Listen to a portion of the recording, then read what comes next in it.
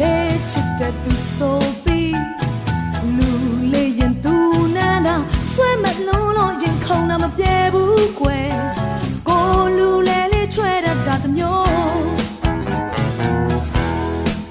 အိုးသူနာနာစိတ်ကောက်မူလေးတိုင်း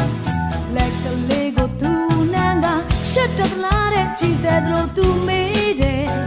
ကိုလူလေးလေးချောတတ်တာတမျိုး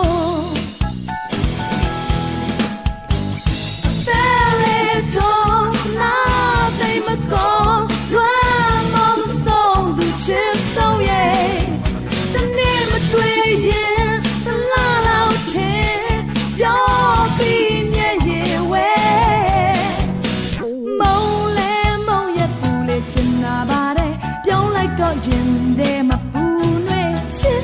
တဲ့ကြောင့်တနေ့ကုန်ထိုင်ပြော